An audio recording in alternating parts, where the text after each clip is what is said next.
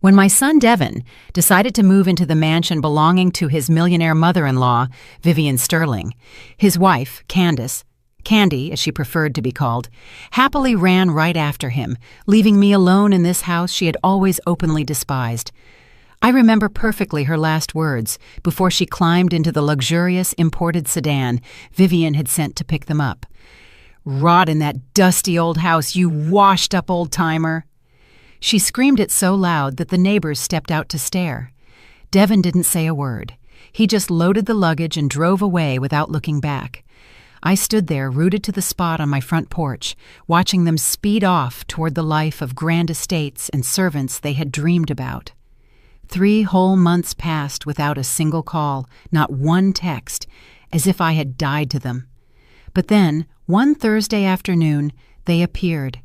They arrived in a beat-up rideshare, lugging the same suitcases they had taken away full of grand illusions, but now with expressions of total defeat. And when I opened the door and saw them standing there, their eyes pleading for me to let them in, I received them in a way that left even Tony, the driver who brought them, completely stunned.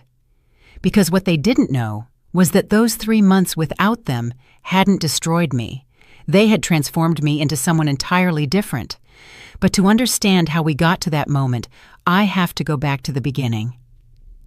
I have to tell you what my life was like before it all fell apart, before Candace swept into our lives like a hurricane of ambition and poison. My name is Eleanor, and I'm 64 years old. This house where I live, this modest 2-story home in a working-class part of Northside Detroit, is everything I own. I bought it 30 years ago with the money from my husband's life insurance policy. He died when Devin was only 8 years old, in a construction accident. One day, he left for work, just like always, and he never came home. He left me alone with a little boy, some debt, and that insurance check, which I invested in the only thing that could give us stability: our own roof. I worked for 25 years as an administrative assistant at an accounting office. I didn't earn much, but it was enough. I raised Devin alone. I dressed him, fed him, paid for his schooling, his supplies, his dreams. He never lacked anything, except maybe a father, but I tried to be both. I worked my tail off, pulling double shifts when necessary. I saved every single penny so he could go to college. And he did. He studied, graduated as an engineer, and landed a good job. I was so proud. I thought all my sacrifice had finally paid off. Then Candace showed up. He met her at a company conference 4 years ago. She worked in public relations, always impeccably dressed, always with that air of superiority that made me nervous from the very first moment. When Devin introduced her, I smiled and hugged her like I do everyone, but she barely extended her hand, as if touching me would contaminate her. I should have seen it then. I should have noticed that look that swept over me from head to toe, evaluating my simple dress, my worn-out shoes, and my humble home. They got married 6 months later. It was a small wedding because I didn't have the money for anything big, and Devin didn't want me to go into debt. Candace was in a bad mood the whole day. Her mother, Vivian, didn't even attend. She sent a costly gift and a cold note saying she was on a business trip in Europe. I cooked the food with my own hands. I made my best mac and cheese, collard greens, and fried chicken, everything I knew how to do well. Candace barely tasted a bite. I overheard her telling a cousin, "It tastes like cheap takeout." After the wedding, Devin and Candace moved in with me. It was temporary, they said, just until they saved up enough money for their own place. I was happy. My house felt full again. I fixed up the upstairs room, the biggest one, the one with a view of the little backyard garden. I put out fresh sheets and clean curtains. I thought we were going to be a family. How naive I was. From the very first night, Candace started with her comments. The house smelled old, the walls needed paint, the bathroom was too small, the living room furniture looked like it was pulled from a dumpster. Every single day, she found something new to criticize. At first, Devin would defend her with nervous laughs, saying that she was just used to something else and that I should understand. And I did understand, or at least I tried to. I swallowed my words and my tears and kept cooking, cleaning, trying to make them feel comfortable. The months passed, and things got worse. Candace stopped eating my food. She said it was too greasy, too heavy, too common. She started ordering food from expensive restaurants and left the empty containers lying around for me to pick up. She would invite her friends over and apologize for the humble place where they had to live temporarily. Devin grew quieter and quieter. He came home late from work and shut himself in the room with her. I would hear them arguing. Candace would cry, saying she couldn't stand living like this anymore, that her mother was right and that she deserved better. Then, Vivian started to visit us. Visit isn't the right word. Inspect would be more accurate. She arrived in her imported car with a driver, dressed as if she were going to a gala. She would enter my house, looking at everything with barely concealed disgust. She'd sit on the edge of the sofa as if she feared catching poverty, and she would talk. God, how she would talk.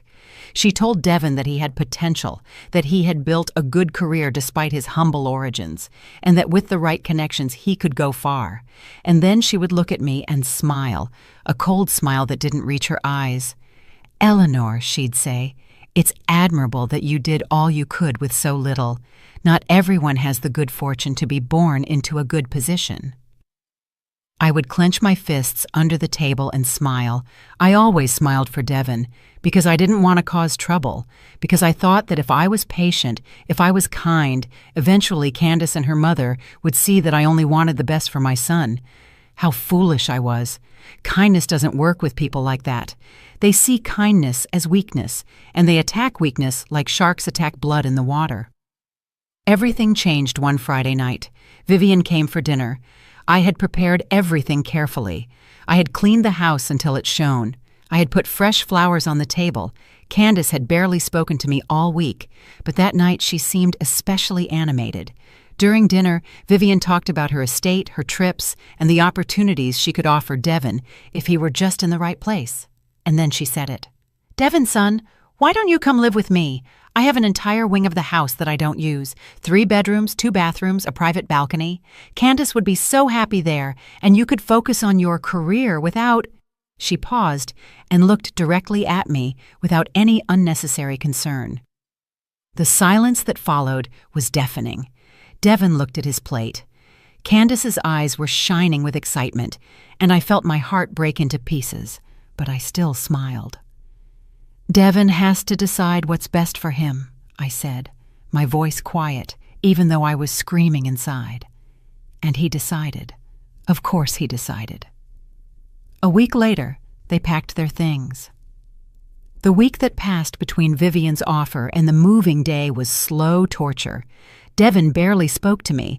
When I tried to start a conversation, he would look away and mumble something about being busy. Candace, on the other hand, was radiant. She walked around the house as if she no longer belonged there, as if every second spent here was an insult to her new position.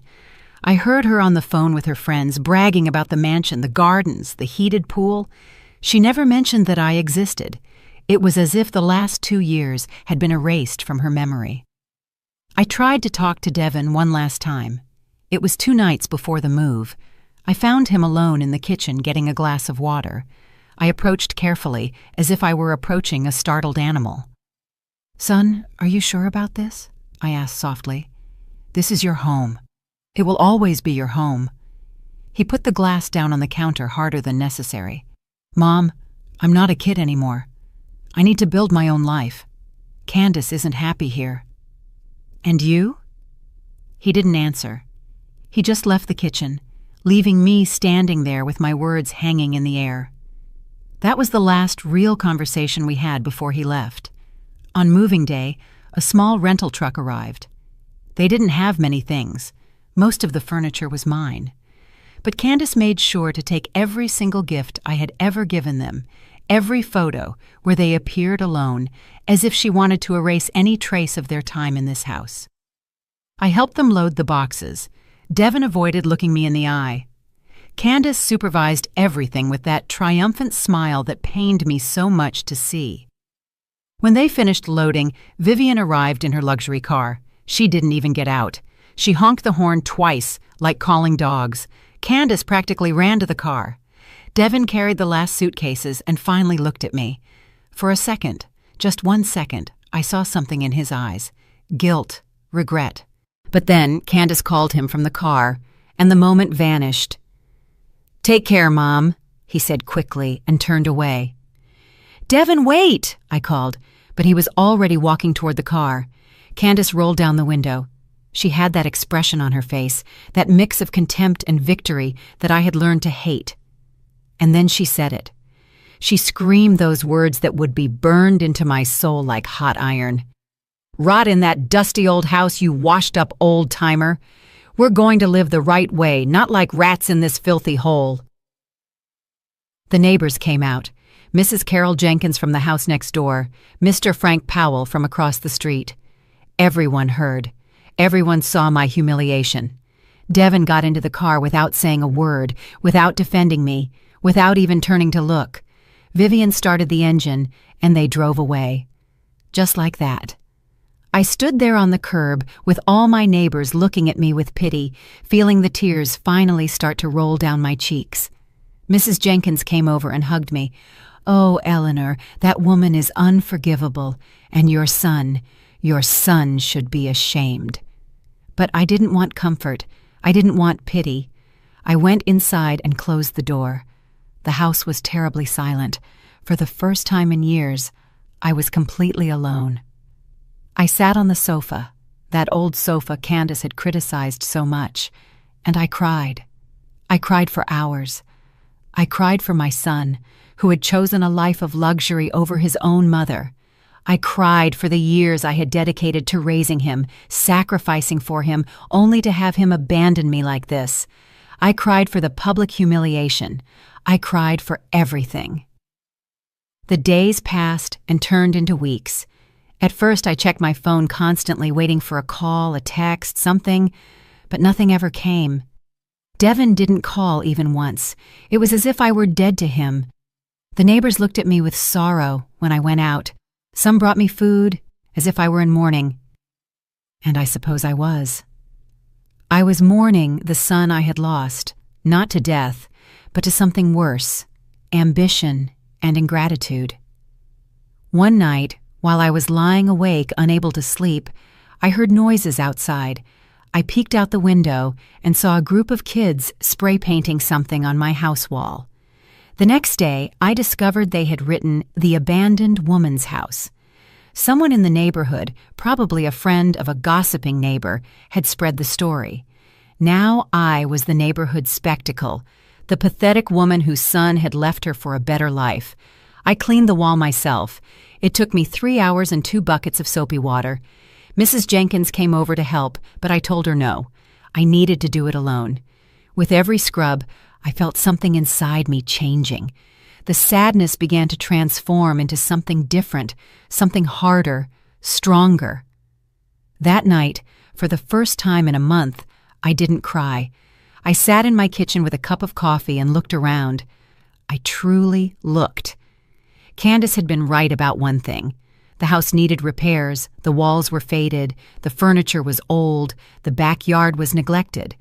But not because I was poor or miserable, as she had claimed, but because I had devoted every penny and every minute to taking care of Devin.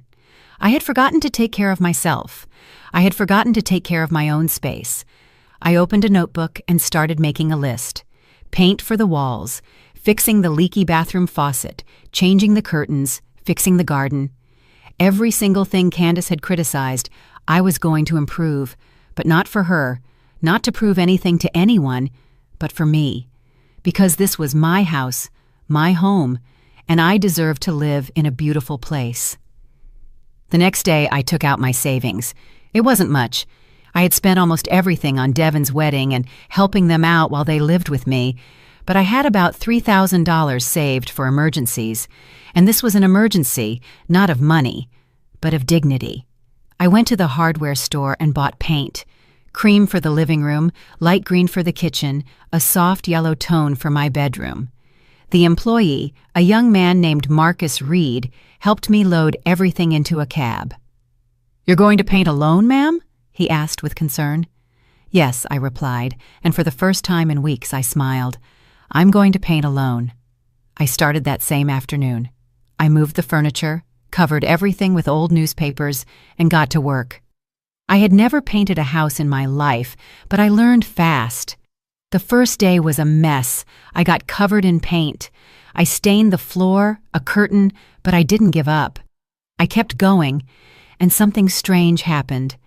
With every stroke of the brush, with every wall that changed color, I felt as if I were painting over my pain. I was covering the past with something new, something that I was creating. Mrs. Jenkins would come to see me every day. "Eleanor, you're killing yourself working like this. You should hire someone." But I didn't want to hire anyone. I needed to do it with my own hands. I needed to feel that I had control over something in my life. For 2 weeks I painted, my back ached, my arms hurt, but I didn't stop. And when I finished the living room and saw those clean, fresh walls, I felt something I hadn't felt in months. Pride. But there was still something gnawing at me, a question that wouldn't let me sleep. How was Devin? Was he happy in that mansion? Did he ever think about me? A part of me, the maternal part that never dies, still worried about him, still missed him, and that made me feel weak and foolish. Then I remembered something. Jasmine Hayes, my friend Jasmine from the office, where I had worked for so many years. She had become a lawyer after studying at night for years. We hadn't seen much of each other lately, but we were good friends. Maybe she could help me understand my options.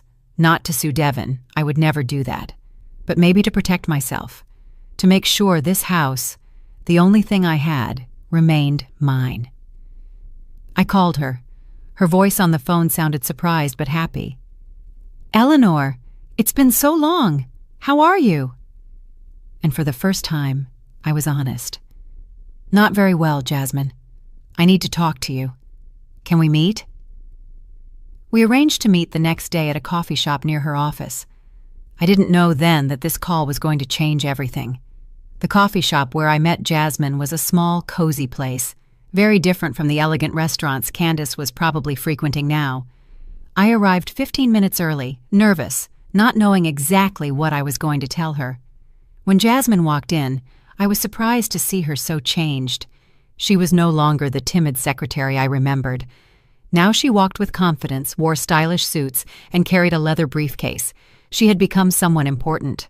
I felt small next to her, but when she saw me, her face lit up with that warm smile I remembered. She hugged me tight, and in that embrace, I felt something I hadn't felt in a long time, genuine acceptance. "Eleanor, tell me everything," she said as we sat down. And I told her everything. From the moment Devin met Candace to the day they moved out. I told her about the humiliations, the scorn from Vivian, the cruel words Candace had screamed at me in front of all the neighbors. I told her about the nights I spent sleepless, wondering what I had done wrong as a mother. Jasmine listened in silence, but I watched her expression harden with every detail. When I finished, she took my hand across the table. "Eleanor, what they did to you is unspeakable, but I need to ask you an important question. The house you live in, whose name is it in?" "Mine," I replied. "I bought it with my husband's life insurance 30 years ago. Everything is in my name." Jasmine nodded, thoughtful. "That's good, very good. Does Devin have any document that credits him as a co-owner?" "No, we never did anything like that. Why? Do you think he would try to take my house?" "With people like that millionaire mother-in-law, you never know. But there's something else more important I want you to understand, Eleanor. What Devin did, abandoning you like that, without providing any kind of support, could technically be considered elder abandonment. You are 64 years old. If you wanted to, you could initiate legal action." I froze. Sue my own son? No, Jasmine, I would never do that. I'm not telling you to do it. I just want you to know that you have rights, that you are not defenseless. Devin has obligations to you, legal and moral, that he chose to ignore. Save every text, document every call, or rather the lack of them. Document everything, not because you're going to use it, but because you never know when you might need it. Her words kept ringing in my head for days. I had rights. I was not defenseless. It was such a simple yet powerful concept. My whole life, I had been the one who sacrificed, the one who gave, the one who made herself small so others could shine. But it didn't have to be that way anymore. Days turned into weeks, and weeks turned into 2 months. I continued working on the house. After painting, I repaired the leaky bathroom faucet. I hired Marcus, the young man from the hardware store, to help me with things I couldn't do alone. He turned out to be a hard-working, honest young man. He charged me fairly and did excellent work. We fixed the garden together, planting new flowers and repairing the fence. I replaced the old curtains with new ones in a light beige color that let in more light. I bought plants for the living room. Little by little, my house was transforming. And I was transforming too. I had lost weight from all the physical work. My skin had more color from spending time in the garden. But the biggest change wasn't physical. It was internal. Something in my gaze had changed. I was no longer the scared, hurt woman who cried every night. I was becoming someone stronger, someone who didn't need anyone's approval to feel valuable. One afternoon, while watering the garden plants, I heard my phone ring. It was an unknown number. For a moment, I thought not to answer, but something made me take the call. Mom. Devon's voice sounded strange, tense, almost desperate. My heart leaped. After almost 3 months of absolute silence, he was finally calling. Devon, are you okay? Yeah, I'm fine. Listen, Mom, I need to ask you a favor. It's important. A favor? No, I miss you. No, I'm sorry I haven't called. No, how have you been? Just a favor. What do you need? My voice sounded colder than I intended. I need you to lend me money. It's $5,000. I need it urgently. I swear I'll pay you back in 2 months. I stayed silent. $5,000. I had exactly $5,200 in my bank account. It was all my savings, what was left after buying materials to fix the house.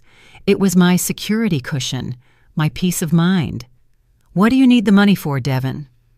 He hesitated. It's expenses, things that have come up. I can't explain now, but I really need it. Expenses? Don't you live in a mansion with your millionaire mother-in-law? What kind of expenses could you possibly have? Mom, please don't start. Are you going to help me or not? The coldness in his voice hurt more than any of Candace's shouting. This was my son, the boy I had raised, talking to me as if I were a bank, a resource to exploit. Devon, I haven't seen you in 3 months. You haven't called even once to ask if I'm alive or dead. And now you call asking for money. Do you really expect me to say yes? I knew you were going to act like this. You're always the same, always playing the victim. Look, if you don't want to help me, just say so. Something inside me broke at that moment, but it didn't break with sadness. It broke with clarity. I finally saw my son for what he had become, a selfish man who only sought me out when he needed me. No, Devon, I will not lend you the money.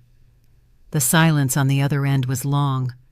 Then I heard Candace in the background, shouting something I couldn't understand. Devon sighed in frustration. Fine. Perfect. I already knew I couldn't count on you. Goodbye, Mom. And he hung up. Just like that. I stood there in the garden with the phone in my hand, feeling a strange mix of pain and liberation. I had said no. For the first time in my life, I had said no to my son. And although it hurt, it also felt right. That night, I called Jasmine and told her about the call. She let out a low whistle. $5,000? Eleanor, something is happening at that mansion. Millionaires don't borrow $5,000 unless there are serious problems. You think so? I'm sure of it. Look, I have some contacts. Let me do a little digging on Vivian, the mother-in-law. Sometimes it's good to know who your son is dealing with. I didn't know what to think of that. Part of me didn't want to know. Part of me just wanted to move on with my life, forget about Devon and his new family. But another part, the part that was still a mother, needed to know he was okay. Even if he had abandoned me, even if he had used me, he was still my son. Jasmine called me a week later. Her voice sounded serious. Eleanor, we need to talk in person. Can you come to my office tomorrow? When I arrived at her office the next day, Jasmine had a folder on her desk. I sat down and she handed it to me. I found some interesting things about Vivian. For starters, her mansion isn't hers. She's renting it, and according to my sources, she's behind on payments. I also discovered that her supposed import business is deep in the red. She's been living on appearances, Eleanor, on pure smoke and mirrors. I stared at the papers, unable to believe it. But the luxury car, the clothes, all rented or on credit. Vivian was indebted up to her neck, and there was more. Apparently, she's been charging Devin and Candace rent. She charges them for the room, the food, everything. Your son isn't living for free in a mansion. He's paying for that privilege, and it seems Vivian is squeezing every penny out of them she can. I felt a mixture of emotions, satisfaction because Candace wasn't living the fairy tale she had imagined, but also concern. Devin was my son, after all. Even though he had abandoned me, I didn't want him to suffer. "What do I do with this information?" I asked. Jasmine shrugged. "Nothing for now. Just keep it. Something tells me you'll need it soon." And she was right, because 2 weeks later, on a rainy Thursday afternoon, my doorbell rang. And when I opened it, there they were, Devin and Candace with their suitcases and faces of defeat, silently begging for me to let them in. And Tony, the rideshare driver who had brought them, watching the whole scene with wide eyes. But now, I was no longer the same woman they had left behind, and what I was about to do would leave everyone speechless. When I opened the door and saw Devin and Candace standing there with their suitcases soaked by the rain, time seemed to stop. Exactly 3 months and 2 weeks had passed since I last saw them. 3 months and 2 weeks since Candace had screamed those cruel words at me in front of the entire neighborhood. And now they were here at my door, wearing the same expensive clothes they wore when they left, but now wrinkled and stained. Candace no longer had that expression of superiority. Her eyes were red and swollen. Devin couldn't look at me directly. Tony, the driver, was unloading more suitcases from the car. I recognized those suitcases. They were the same ones they had left with, but now they looked beaten up, scratched, as if they had been carelessly tossed around. "Mom," Devin finally spoke. His voice sounded broken. "We need to talk to you. Can we come in?" I didn't move. I just stood there in the doorway looking at them. Candace was wrapped in a thin sweater that clearly wasn't enough for the rain. She was trembling, but I didn't know if it was from the cold or from something else. I noticed she was wearing the same green dress she had worn on moving day. That dress that had surely cost more than I made in a month was now dirty at the hem. "Talk?" I repeated slowly. "How interesting. 3 months ago, you didn't want to talk. 3 months ago, you only wanted to go live your life of luxury and leave me to rot in my dusty old house, you washed-up old-timer. Weren't those the words you used, Candace?" Candace flinched. For the first time since I'd known her, I saw her speechless. She opened her mouth, but no sound came out. Devin took a step forward. "Mom, please. We made a mistake. A huge mistake. Vivian, things didn't work out the way we expected." "Didn't work out the way you expected?" My voice sounded harder than it ever had. "What didn't work out the way you expected? The mansion wasn't grand enough. The food wasn't expensive enough.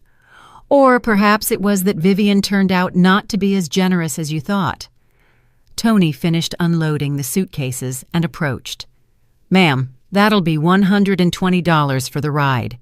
Devin paled. I don't have cash right now. Do you accept a transfer?" "The app isn't working for me with this rain. I need cash." There was an awkward silence. Devin searched his pockets. Candace opened her purse and pulled out a wrinkled $50 bill.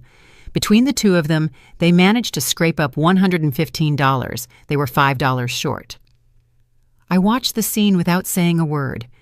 These were the same two people who, just months ago, had left in a luxury car, bragging about their new life, and now they couldn't pay a taxi. Tony looked at me expectantly. He knew what he was waiting for, that I, the good, self-sacrificing mother, would pull out the missing $5 and solve the problem, just as I always did. but I just crossed my arms. "I'm sorry, Tony. I didn't order this cab." Devon's eyes widened in surprise. Candace looked on the verge of tears. Tony sighed in frustration. "Look, folks, I need to get paid. I have a family to support." "We'll pay you," Devon said desperately. "Give me 2 days, and I'll transfer you everything. Tip included, I swear." Tony didn't look convinced, but he finally accepted the $115. 2 days. "If I don't get the rest, I'll have to report this." He got back into his car, muttering something about problematic customers, and drove off, leaving the three of us standing there under the rain that was starting to pour. Devon picked up a suitcase. "Mom, please. We're soaking wet. Can we come inside?" I looked behind me at my house, my clean, newly painted house, my sanctuary that I had built with my own hands over the past 3 months, the place where I had finally found peace after years of being belittled and used.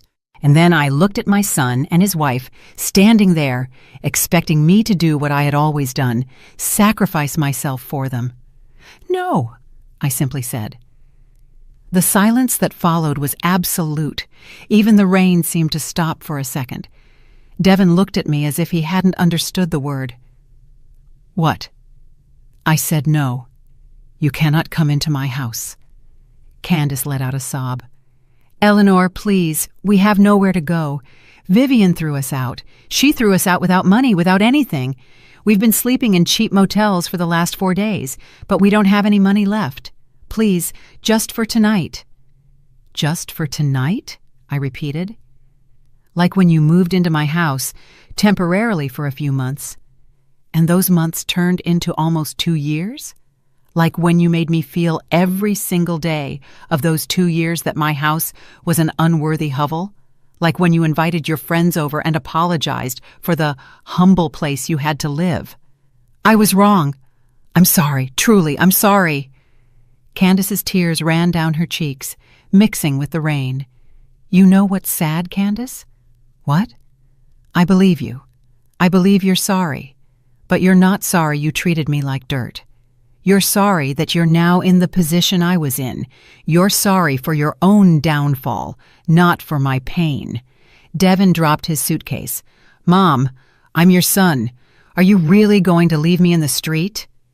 Those words, those damned words designed to make me feel guilty, to activate that maternal instinct he knew still lived inside me. And yes, I felt it.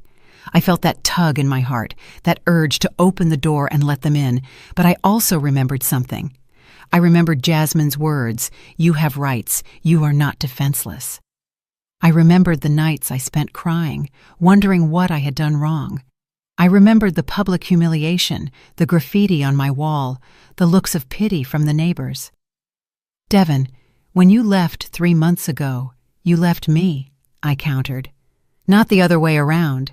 You chose a mansion and money over your own mother. You kept quiet when your wife insulted me in front of the whole neighborhood. You didn't call even once in 3 months to know if I was alive or dead. The only time you called was to ask me for $5,000, and when I said no, you hung up on me. So no, I'm not leaving you in the street. You put yourself there." "But, Mom—" "No buts, Devon. For 3 months I've been fixing this house. Do you see the walls? I painted them myself. Do you see the garden? I planted it myself. This house is no longer the place you left. It's my home, my sanctuary. And you two are no longer welcome here." Candace fell to her knees on the wet pavement. "Please, Eleanor, I beg you, don't do this to us. We made a terrible mistake. I know, but we need you."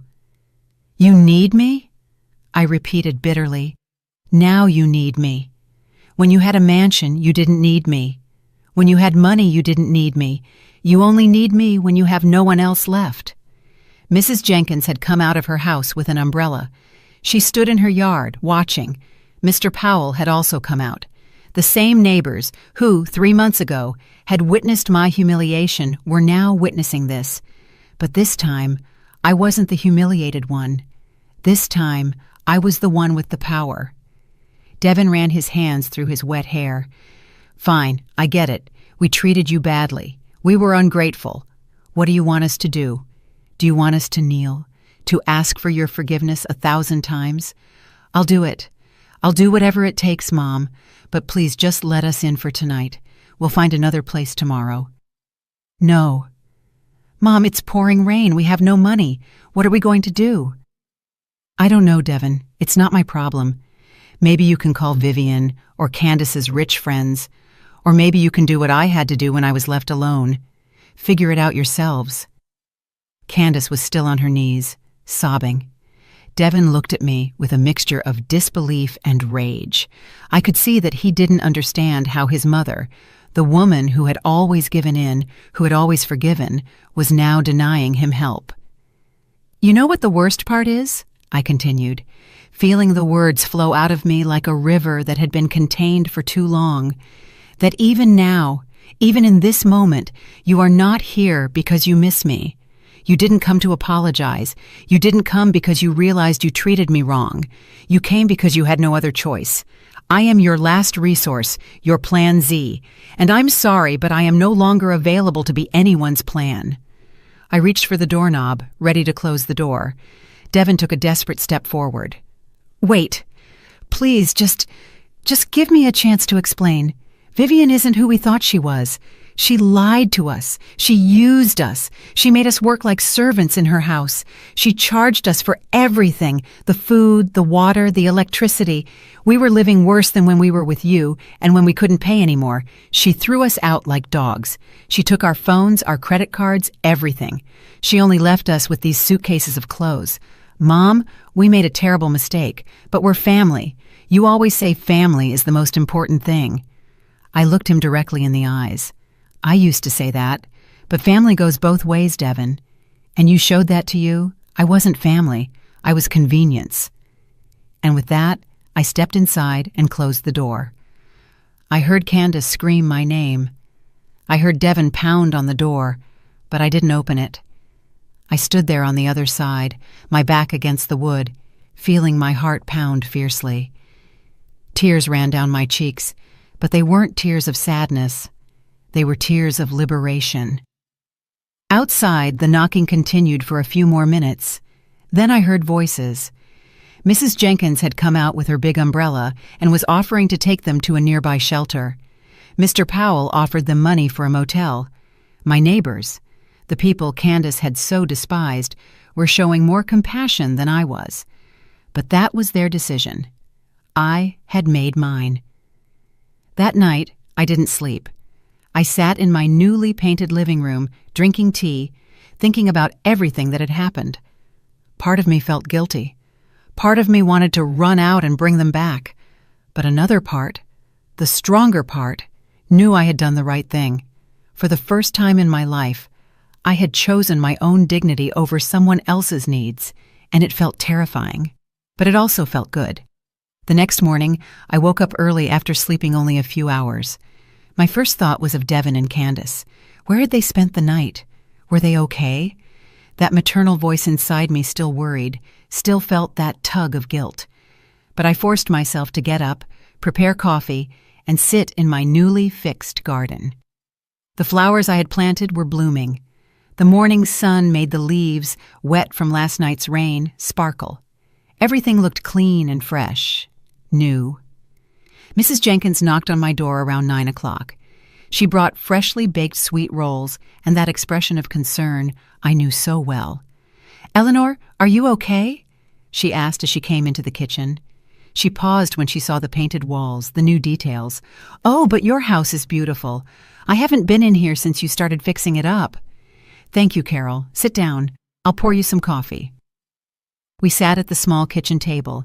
Carol fiddled with her cup, clearly wanting to say something, but not knowing how to start. "Say it," I finally told her. "I know you came to talk about last night." She sighed. "I took them to Pastor Michael's church shelter. He gave them a room for 3 nights. Eleanor, they looked destroyed. Candace didn't stop crying the whole way. Devin barely spoke." I felt that familiar weight in my chest. "And you came to tell me I was too hard on them." "No," Carol replied, surprising me. "I came to tell you I'm proud of you. What you did last night took courage that few of us have. I saw how they treated you, Eleanor. I saw them leave here as if you were garbage, and now they show up expecting everything to be fine. No, honey, you did the right thing." Her words lifted a huge weight from me. I had feared everyone would think I was a cruel, heartless mother, but Carol, who had known me for 20 years, who had seen everything, supported me. "But are they okay?" I asked, despite everything. "Do they have food?" "The church gives them meals, and Frank gave them $200, more than they deserve if you ask me, but you know Frank, he has a heart of gold." I nodded, feeling a mix of relief and something else, something I couldn't fully identify. I didn't want Devin to suffer, but I didn't want to rescue him either. It was like walking an emotional tightrope. The following days were strange. I knew Devin and Candace were at the shelter just 4 blocks from my house, but I didn't go to see them. I didn't call. I continued with my life. I kept working on the house details. Marcus came to install new light fixtures in the living room. The place looked more and more welcoming, more like a true home. One afternoon, while watering the garden plants, I heard voices in the street.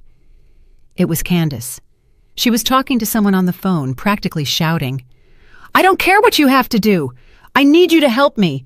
I'm your cousin, remember? Or did you forget when I lent you money for your business?" There was a pause, then Candace shouted in frustration and hung up. I watched her walk down the street with her shoulders slumped, defeated. She was wearing the same clothes from 3 days ago. Her hair, which had always been perfectly styled, was now messy and dull. I hid behind the fence so she wouldn't see me, feeling a mix of satisfaction and pity. Jasmine called me that night. "How are you? I heard what happened." "How did you find out?" "Eleanor, you live in a neighborhood. News travels. Carol is friends with my aunt. She told me everything. And let me tell you something, you did the right thing." "I don't feel good about it." "You're not supposed to feel good. You're supposed to feel strong. There's a difference. Do you regret it?" I thought about her question. Did I regret it? "No," I finally replied. "I don't regret it." "Good, because I have more information about Vivian that I thought you'd want to know. I can come to your house tomorrow." The next day, Jasmine arrived with another folder. We sat in my living room, and she spread several documents on the coffee table. Vivian is in serious financial trouble. She has lawsuits from 3 different creditors. The house she rents is going to be foreclosed on next month. Her import business never actually existed. It was a front for money laundering, and now the authorities are investigating her. Eleanor, that woman is headed for jail. I was speechless. Does Devin know all this? I don't think so. Vivian is very good at keeping up appearances. But there's more. I found out that she charged Devin and Candace $2,000 a month for that room. $2,000. And that doesn't count food and other expenses. She squeezed them until they were dry. That's why your son asked you for the $5,000. He was desperate trying to pay the debts he had with Vivian. $2,000 a month, I repeated incredulously. They could have rented a decent apartment for that price. Exactly. But Vivian convinced them that living in the mansion was an investment in their future, that the connections they would make would be worth it. Lies. There were no connections, no opportunities. There was only exploitation. I looked at the documents, feeling a mix of emotions. On one hand, I was right to have refused to give Devin money. That money would have gone straight into Vivian's hands. On the other hand, my son had been the victim of a professional manipulator. "What do I do with this information?" I asked. "Nothing for now. I just wanted you to know the full truth. Devin and Candace made bad decisions, yes, but they were also manipulated by someone much more skilled than them." After Jasmine left, I sat thinking for hours. Devin wasn't a bad man. He was weak. He had made the wrong choice. He had been dazzled by promises of wealth and status, but deep down, he was still my son, the boy I had raised. But I also understood something else. The fact that he had been manipulated didn't erase what he had done to me. It didn't erase the humiliations, the abandonment, the disrespect. One thing did not cancel out the other. On Friday afternoon, Pastor Michael knocked on my door. He was an older man, about 70 years old, with kind but firm eyes. "Eleanor, I need to talk to you about your son." I invited him in and served him fresh water. He sat on the sofa and looked at me with that expression priests have when they are about to give a sermon. Devin and Candace have to leave the shelter tomorrow. The 3 nights I gave them are up. I don't have any more space. I know, Pastor. Devin asked me to talk to you, to intercede for him. He told me what happened, his version at least. And what did you tell him? I told him the truth, that he had committed a terrible sin by abandoning you, that he had failed in his moral duty. But I also told him that everyone deserves a chance at redemption. I'm not asking you to let them move back in with you, Eleanor. That would be too much. But perhaps you could help them find a place, or lend them some money so they can start over. I looked him directly in the eyes. Pastor, with all due respect, no. He sighed. I understand your pain, daughter, but vengeance is not the path. It's not vengeance, Pastor. It's protection. For 3 months, I've been rebuilding myself. If I let them in now, even a little, I'll fall back into that pattern of sacrificing myself for people who don't value me. Devin is an adult. He's 32 years old. He has an education. He can work. He can get ahead, but not with my help. Not anymore. Pastor Michael remained silent for a long moment, then nodded slowly. You're right. May God bless you, Eleanor, and may He give Devin and Candace the strength to face the consequences of their actions. After he left, I sat in my garden and cried, not tears of sadness, but of liberation. Every person who came expecting me to yield, to be the self-sacrificing, long-suffering mother, left understanding my position. I wasn't being cruel. I was being strong. That night, alone in my beautiful, quiet house, I knew I had crossed a point of no return. There was no going back. Devin would have to find his own way, and I was finally finding mine. On Saturday morning, I woke up with a strange feeling of peace. For the first time in months, I had slept through the night without nightmares, without waking up thinking about Devin. I prepared a quiet breakfast, coffee with toast, and sat in my newly fixed garden to enjoy the morning sun. Butterflies fluttered around the new flowers. Everything felt perfect. Then the doorbell rang. My heart skipped a beat. Was it Devin again? Was he coming to beg again? I took a deep breath and went to open it. To my surprise, it was Marcus, the young man from the hardware store who had helped me with the repairs. Good morning, Mrs. Eleanor. I hope I'm not bothering you so early. Not at all, Marcus. Is something wrong? He smiled shyly. No, nothing bad. It's just that my grandmother has a cat that had kittens 2 months ago. They're ready for adoption now. And I thought maybe you'd like one. This house feels so cozy now. It would be perfect for a pet. The idea took me by surprise. I had never had pets. Devin was allergic as a child, and after that, I simply never thought about it. But now, looking at my renovated house, my rebuilt life, the idea of having a small living being to keep me company sounded wonderful. What color are they? There are 3. One is completely white, another has orange and black patches, and the last one is gray with green eyes. They're very affectionate, ma'am, and they're already litter-trained. I'd like to see the gray one, I said impulsively. An hour later, Marcus returned with a cardboard box. When he opened it, the most beautiful kitten I had ever seen appeared. Soft gray fur, bright green eyes, small and perfect. She looked at me with curiosity and meowed softly. She's precious, I whispered, taking her in my arms. The kitten immediately snuggled against my chest, purring. I felt something melt inside me. I'll keep her. Marcus smiled broadly. I knew you'd like her. My grandmother says this one was the most affectionate of all, as if she were waiting for the right person. After Marcus left, I sat on the sofa with the kitten on my lap. I stroked her gently while she purred. You need a name, I told her. I thought for a moment and smiled. I'll call you Luna, because you arrived just as my life is starting over, like a new moon. The following days were different. I no longer felt alone in the house. Luna followed me everywhere. She slept in my bed, sat on my lap while I watched television. Mrs. Jenkins came to meet her and fell in love with her immediately. "Oh, Eleanor, look at her. She's gorgeous. This house needed life like this. Cheerful, positive." She was right. The house no longer felt like the place where I had suffered humiliations. It felt like a true home. My home. One afternoon, while buying food for Luna at the pet store, I ran into Vivian. We literally bumped into each other, turning a corner in an aisle. She was wearing dark sunglasses, but I recognized her immediately. She looked different. Her clothes, though still designer, were wrinkled. Her hair didn't have that perfect, expensive salon sheen. She looked tired, old. "Eleanor?" she said in surprise, removing her sunglasses. "Vivian," I replied coldly. There was an awkward moment of silence.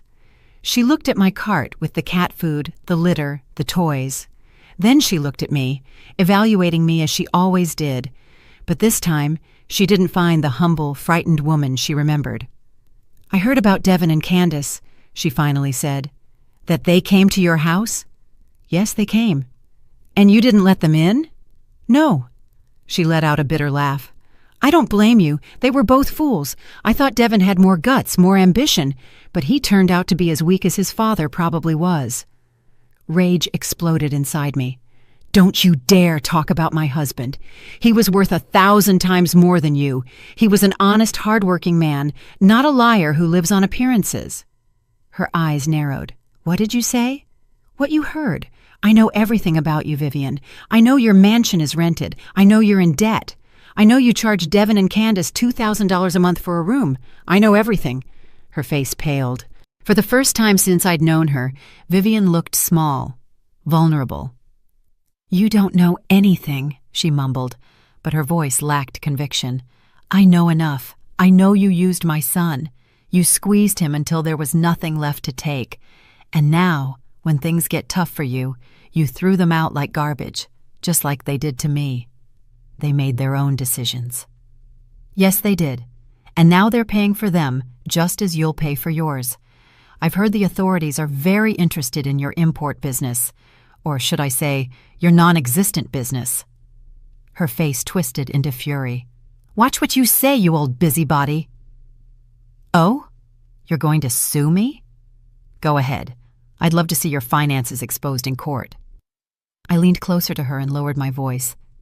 "You thought I was a weak, stupid woman, someone you could belittle. But you were wrong. I raised my son alone. I bought my house alone.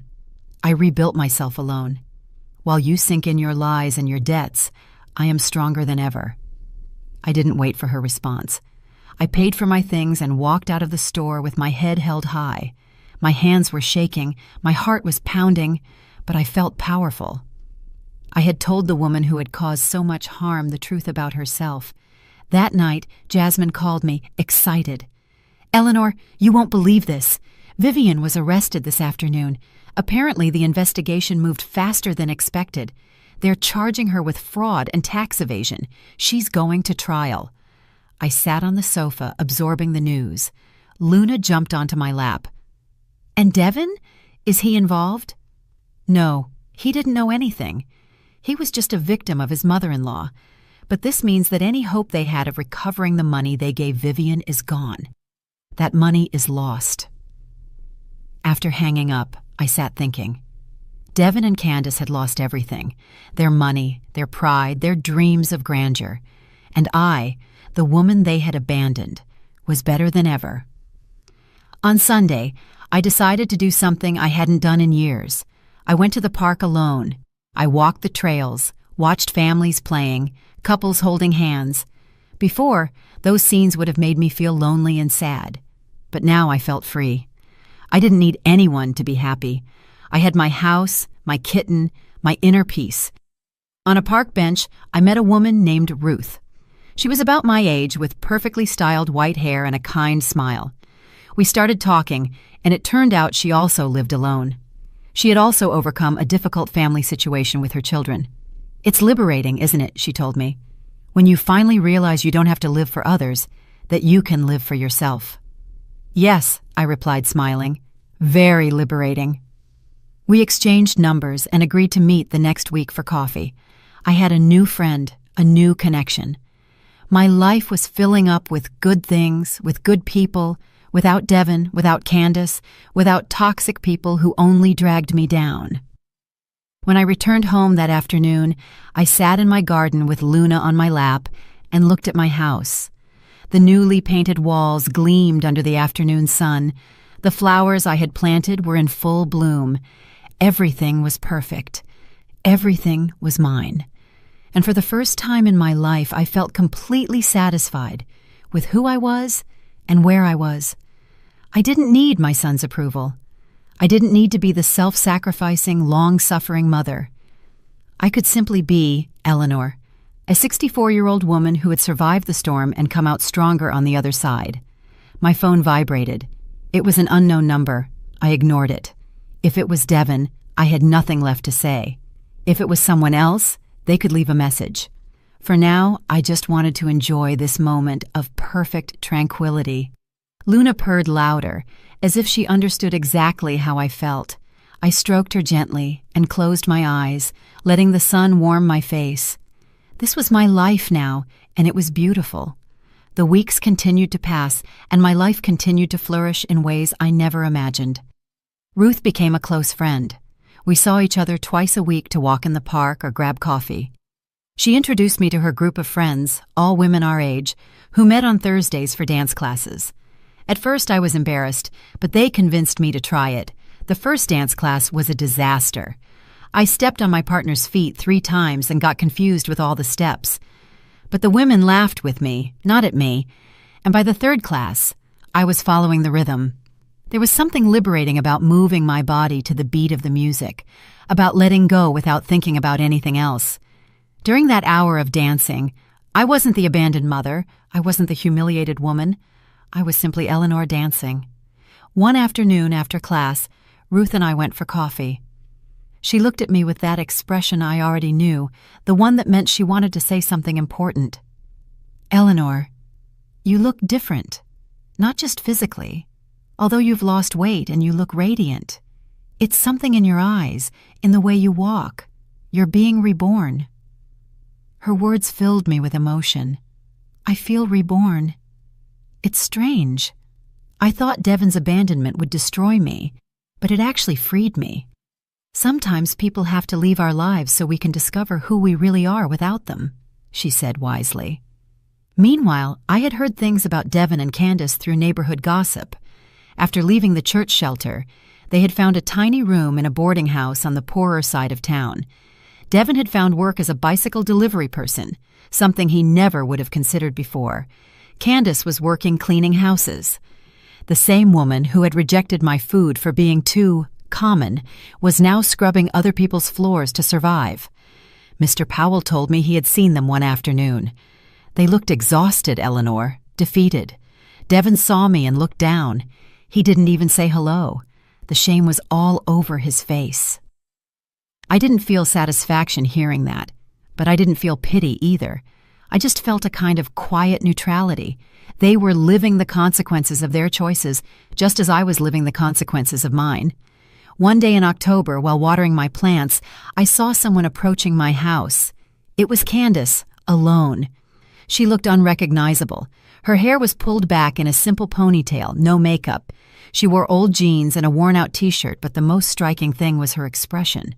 There was no trace of the arrogance she used to wear like a crown. There was only weariness and humility. She stopped in front of my fence. "Eleanor, can we talk?" I put down the hose and looked at her. "Does Devon know you're here?" "No, he doesn't want to come. He says he's too proud to beg again, but I need to talk to you." I considered telling her to leave, but something in her posture, in that genuine humility I had never seen in her, made me hesitate. "5 minutes out here." She nodded gratefully. She stayed on the other side of the fence, as if respecting an invisible boundary. "I want to apologize. I know it doesn't mean anything coming from me. I know I was awful to you, but I need you to hear it anyway." "Okay, I'm listening." I grew up with my mother telling me that money was the most important thing, that appearances were everything, that people without money were less. And I believed her. I married Devon because I saw potential in him, but also because I thought I could mold him, turn him into the rich, successful man my mother wanted. When we lived with you, every day reminded me of what I didn't want to be: poor, simple, ordinary. So I attacked you. I made you feel small so I could feel big." She paused, wiping away the tears that were starting to fall. "But my mother used us just like I used you. She squeezed us dry, and when we weren't useful, she discarded us. And that's when I understood. I understood what I did to you, the pain I caused. Now I'm the one cleaning other people's houses. I'm the one wearing second-hand clothes. I'm the one with nowhere to go." "And what do you want me to do with that?" I asked without emotion. "Nothing. I don't want anything. I just wanted you to know that I'm sorry, that I understand you'll never forgive me. And that's okay. I don't deserve your forgiveness. I just wanted you to know that I realize how awful I was." I looked at her for a long moment. This apology was different from the one she had given in the rain a month ago. That one had been desperate, manipulative. This one was genuine, pained, real. "I believe you," I finally said. "I believe you mean it. But you're right about one thing. I'm not going to forgive you. At least not now. Maybe never. Because forgiveness isn't something that's given just because someone apologizes. It's something that's earned with time and actions. And frankly, Candace, I have no interest in giving you that time." She nodded, accepting my words. "I understand. Thank you for listening to me." She turned to leave, but stopped. "Your house looks beautiful, by the way. It always was beautiful. I was just too blind to see it." I watched her walk away down the street, her shoulders slumped, but with something akin to peace in her gait. I didn't feel victory. I didn't feel anything in particular, just a quiet closing of a chapter. That night, Jasmine came to visit me with news. "Vivian's trial is scheduled for next month. My contact at the prosecutor's office says the evidence is solid. She'll probably spend several years in prison." "Poor Devon," I said automatically. Then I was surprised by my own words. Jasmine looked at me curiously. "You still worry about him?" "He's my son. A part of me will always worry, but that doesn't mean I'm going to rescue him. It can be two things at the same time." "You are stronger than you think, Eleanor." The days of November brought a fresh, renewing air. My routine had become pleasant. I woke up early, made coffee, played with Luna, tended my garden. Thursdays, I went dancing. Sundays, to the park with Ruth. My house was always clean and cozy. I had bought new paintings for the walls, plants for every corner. Everything felt alive and full of light. One morning, Mr. Powell knocked on my door. "Eleanor, I need to ask you a favor. My nephew, Kenneth Ken Davis, just moved to town. He's looking for work as an accountant. Could you give him some advice? You worked at an accounting office for years." "Of course, with pleasure." Ken turned out to be a nice man in his 50s, divorced, with a shy but genuine smile. We talked for hours about the accounting world, about firms that might be hiring. When he left, he thanked me profusely. "You're very kind, Mrs. Eleanor. Not many people take the time to help strangers." After he left, I realized something. I was meeting new people, making real connections. My world was expanding in beautiful, natural ways. I was no longer trapped in that toxic bubble of pleasing Devon and enduring Candace. November turned into December. The streets filled with Christmas decorations. Normally, this time of year made me sad because I remembered Christmas with Devon as a child. But this year I felt different. Ruth invited me to a holiday dinner with her group of friends. I accepted gladly. The night of the dinner, as I got ready in front of the mirror, I really saw myself for the first time in months. My face looked fuller of life. My eyes shone. I had recovered something I had lost years ago. My joy. Not the joy that comes from making others happy, but the genuine joy that comes from being at peace with yourself. Luna meowed from the bed as if approving my appearance. I laughed and stroked her. "Do you think I look good?" She purred, which I interpreted as a yes. The dinner was wonderful. There were 8 of us women, all with similar stories of loss and rebirth. We laughed, ate, and toasted to second chances. For the first time in years, I felt part of something, a community, a chosen family. When I returned home that night, I found something on my door, an envelope. I opened it curiously. Inside was a handwritten letter. "Mom, I know you don't want to talk to me. I understand, but I wanted you to know that I got a better job. I'm not delivering food anymore. I'm working at an engineering firm again. I don't earn much, but it's a start." Candace and I moved into a small but decent apartment. We're learning to live with less, to appreciate what we have. I know I failed you in unforgivable ways. I just want you to know that every day I think about you and everything you did for me. Someday, if you give me the chance, I'm going to prove that I can be the son you deserved all along. Devin. I read the letter twice. I felt something shift in my chest. It wasn't forgiveness, not yet, but maybe it was the beginning of something. The recognition that Devin was changing, growing, learning. I folded the letter and put it away in a drawer. I wasn't going to respond. Not yet. But I wasn't going to throw it away either. Time would tell what to do with it. January arrived with unusual cold. I had ended the year surrounded by my new friends, celebrating at Ruth's house with a simple but joyful dinner. For the first time in decades, I didn't spend New Year's thinking about what I lacked, but thanking God for everything I had gained. One morning in mid-January, while having coffee in my garden wrapped in a thick sweater, I saw a car stop in front of my house. It was an old, beat-up car. Devin got out of the driver's seat. Candace got out on the other side. Both looked different from the last time, thinner, more serious. But there was something in their faces I hadn't seen before. Determination. Devin carried a box in his hands. They approached my fence and just stood there, waiting. They didn't ring the doorbell, they didn't shout, they just waited for me to decide if I wanted to talk to them. I looked at them for a long time. Luna was in my lap, purring. My coffee was hot, my garden was beautiful. I had everything I needed. I could simply ignore them and go inside. But something about the way they were standing there, respectful, patient, made me get up. I walked toward the fence, but I didn't open it. "What do you want?" Devin lifted the box. "We brought this. It's all the documents for the house. Deeds, receipts, everything is in your name, but we want you to know that we would never, ever try to take your home. I talked to a lawyer and signed this." He pulled out a piece of paper. "It's a legal waiver of any right to the property. Even though I technically had no right, I wanted it in writing, so you never have to worry." I took the paper and read it. It was exactly what he had said. A signed and notarized legal declaration. Devin relinquished any claim to my house now and in the future. "Why?" I asked. "Because you sacrificed everything for me for 30 years. You bought this house to give me a home. You worked yourself ragged to give me an education, and I repaid you by spitting in your face. The least I can do is make sure no one can ever take the only thing you have." Candace stepped forward. "Eleanor, I also want you to know something. I got a stable job cleaning offices. It doesn't pay much, but it's honest. And every day when I clean floors, I think about you, about how you cleaned your house with such care while I mocked it, about how you cooked delicious food while I rejected it. I learned that honest work has dignity, something my mother never taught me." "My mother is going to prison," Devin continued.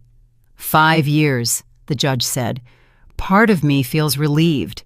She can't manipulate anyone else. Candace and I are in therapy. We're trying to understand why we made the decisions we made, why we were so cruel to you." I looked at both of them. There was something genuine in their words, something that hadn't been there before. "I'm glad you're working on yourselves truly, but that doesn't change what happened." "We know that," Devin said. "We're not here asking for forgiveness. We don't deserve your forgiveness. We just wanted you to know that we are changing, that we learned, and that if someday, maybe years from now, you decide to give us another chance, we'll be ready. But if you never do, we'll understand that too." I took the box of documents. "Anything else?" Candace pulled an envelope from her purse. "This is for you. It's $500. I know it's not much compared to everything you gave us, but it's what we could save in these months. And every month, we're going to give you more until we've paid back everything we owe you. Every single penny you spent on our wedding, our food, everything." "I don't want your money," I said automatically. "Please, accept it," Devin insisted. "Not for us, but for you, because you deserve to recover what you invested in us, because you never should have had to pay for any of it." I stared at the envelope. $500, a small amount, but for them, in their current situation, it surely had required months of saving and sacrifice. "Fine," I finally said, taking the envelope. "I will accept it, but let it be clear. This does not mean things are okay between us. This does not mean I have forgiven you." "We know," they both said in unison. "You have a long road ahead of you if you truly want to prove you've changed. Not with words, with actions. For years." Devin nodded, and for the first time, I saw tears in his eyes. "I'm going to spend the rest of my life trying to be the son you deserved, Mom. Even if you never forgive me, even if you never want to see me again, I'm going to try anyway." They turned to leave. I watched them walk to their beat-up car, get in, and drive away. This time, I didn't feel satisfaction or pain, just a kind of quiet closure.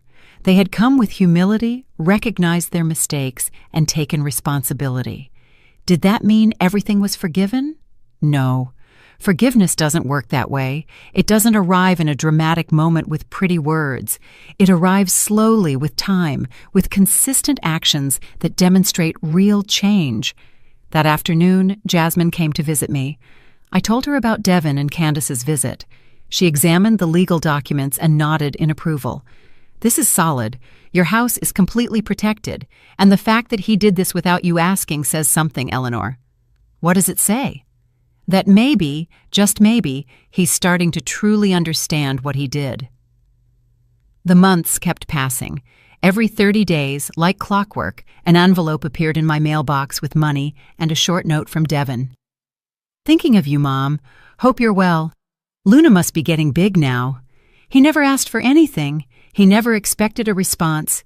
He just fulfilled his promise to pay what he owed." I kept the envelopes in a drawer. I didn't spend the money. I didn't know what to do with it yet, but I recognized the effort. In March, Ken, Mr. Powell's nephew, invited me to dinner. He had landed an excellent job thanks to the contacts I had given him. He wanted to thank me. I accepted, thinking it would be a quick, courteous dinner, but it turned out to be one of the most enjoyable nights I'd had in years. Ken was intelligent, funny, and respectful. He made me laugh in a way I hadn't laughed in a long time. When he dropped me off at my house, he said, "I'd like to see you again, Eleanor, if you'd like." "Of course," I surprised myself by saying yes. It wasn't romance. Not yet. Maybe it never would be, but it was company. It was connection. It was the possibility of something new, and that was enough. April arrived with flowers all over the garden and a total sense of renewal. 8 months had passed since that rainy day when Devin and Candace appeared at my door with their suitcases, and I turned them away. 8 months in which I had rebuilt my life piece by piece, turning it into something better than it had ever been. One afternoon, while watering the plants with Luna following me among the flowers, I heard familiar voices in the street. It was Devin. He was talking to Mrs. Jenkins, helping her carry her grocery shopping to her house. I watched him from my garden without him seeing me. He looked different, thinner but stronger. There was something in his posture, in the way he genuinely smiled while talking to the neighbor, that made me realize the change was real. When he finished helping Carol, he saw me. He froze for a second, then raised his hand in a shy wave. I nodded my head. It wasn't much, but it was more than I had given him in months. I saw his face light up with hope before he continued on his way. That night, Ken came for dinner. We had been seeing each other regularly for 2 months. Nothing serious, just dinners, walks in the park, long conversations about life. He never pressured for more, never demanded anything. He was simply there, being good company. "Your garden is beautiful," he commented as we had dinner on the patio. "It's like it exploded with life." "That's how I feel," I replied, smiling, like I exploded with life after years of being asleep. He took my hand across the table. I'm glad I met this Eleanor, the strong woman who lives for herself. After Ken left, I sat in my living room with Luna on my lap, thinking about everything that had changed. This house that Candace had so despised was now a beautiful refuge. The walls I had painted with my own hands shone under the warm light of the new lamps. The furniture she had called garbage was now clean and tidy, full of character and memory. Every corner told the story of my rebirth. Devon's monthly envelope arrived as usual, but this time there was something else inside, besides the money. A photo. It was of him and Candace in what looked like a park, both smiling genuinely in simple but clean clothes. Behind the photo was a note. We signed up for community cooking classes. Candace learned to make mac and cheese. It's not as good as yours, but she's trying. I'm trying too, Mom, every day. I put the photo away with the other letters.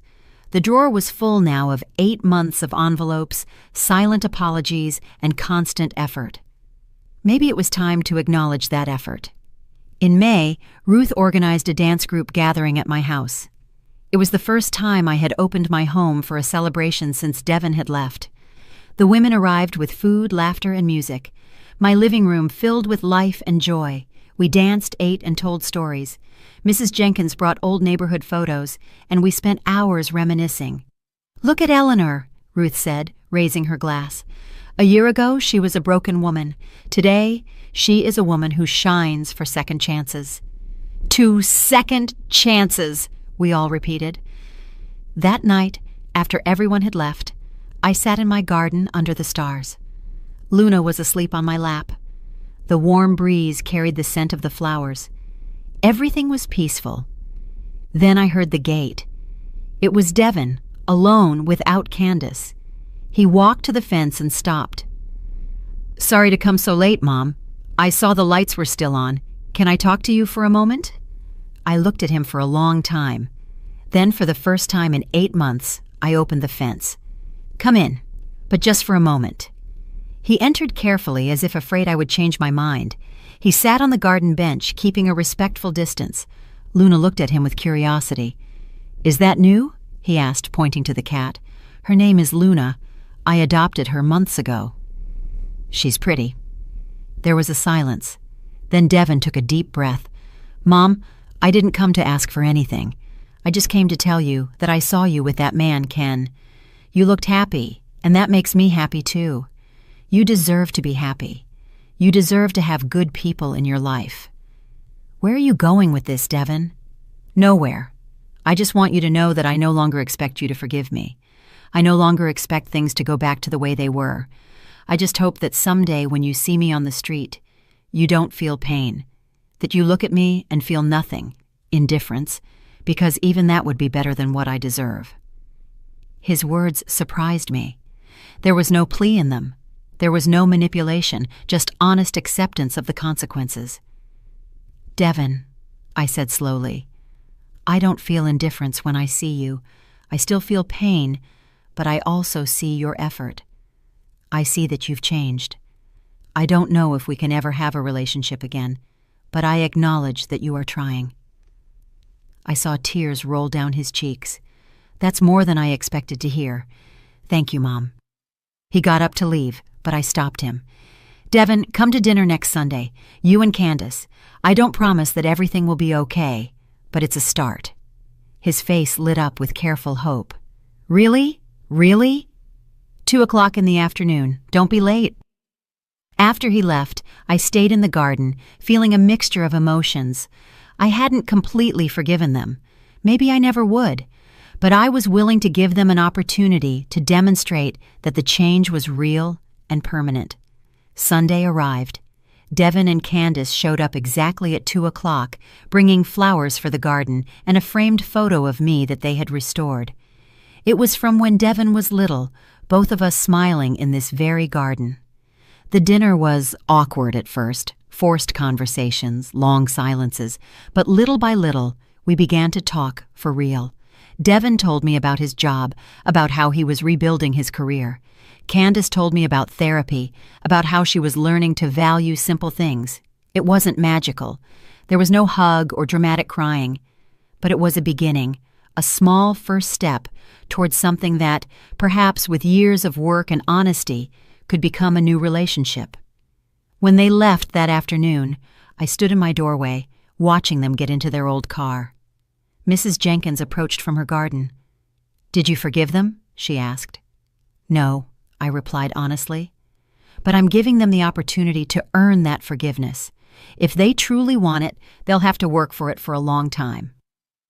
That night, sitting in my living room with Luna purring on my lap, I reflected on my life. I had gone from being a broken, humiliated woman to a strong, complete woman.